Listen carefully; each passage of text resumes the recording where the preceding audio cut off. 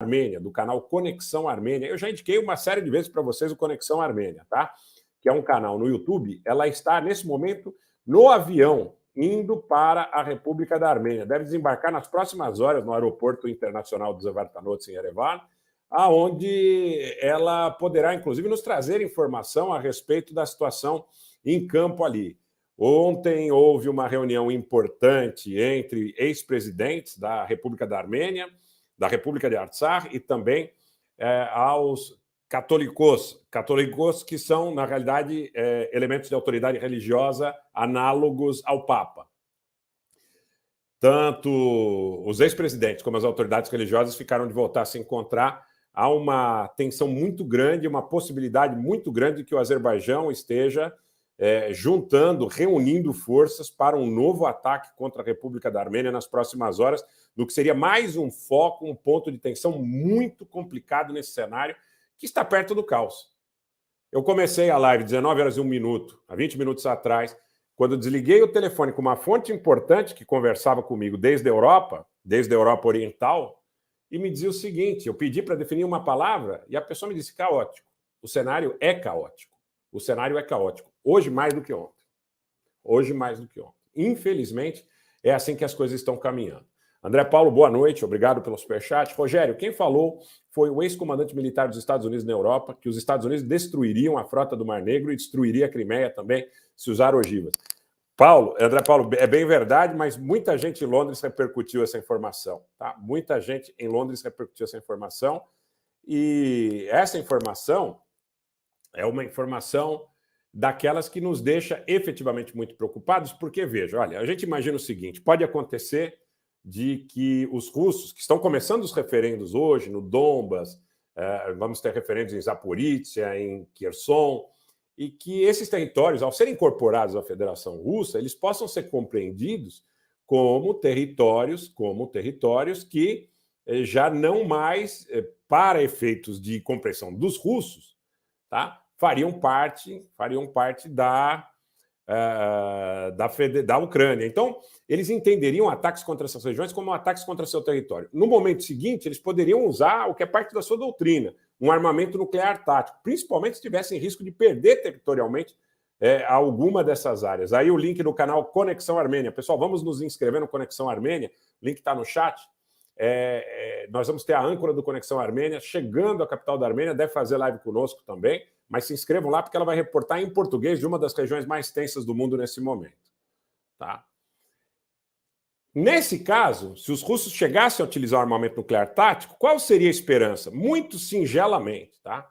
Muito singelamente, que fosse, de repente, uma situação na qual se atingisse o limite e que, a partir daí, fossem estipuladas negociações para que não houvesse uma réplica. Mas se há autoridades militares na Grã-Bretanha e nos Estados Unidos já dizendo hoje que rechaçam qualquer tipo de acordo e que a resposta seria tão dura como a destruição da frota russa no Mar Negro e em Sebastopol,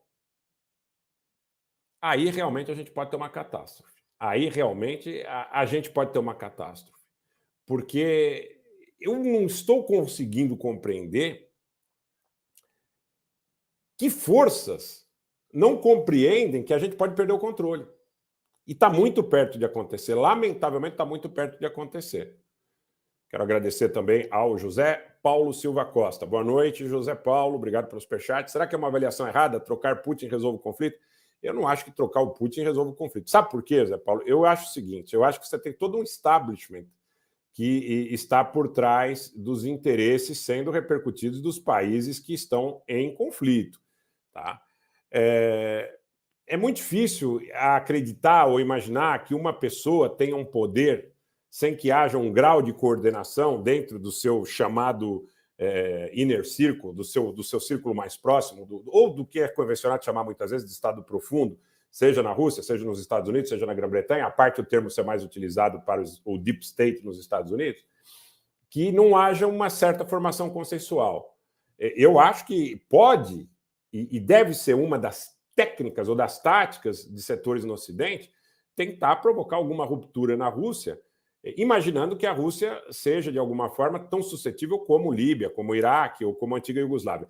Eu, nesse canal, falei milhares de vezes que a situação da Iugoslávia, a divisão total da Iugoslávia, para mim foi um laboratório do que sempre foi o objetivo dos Estados Unidos e seus aliados mais próximos, principalmente a Grã-Bretanha, desde o tempo em que os soviéticos estabeleceram o primeiro acordo no Yamal com a Alemanha Ocidental, aí a história do Hetland, da troca de gás por terra.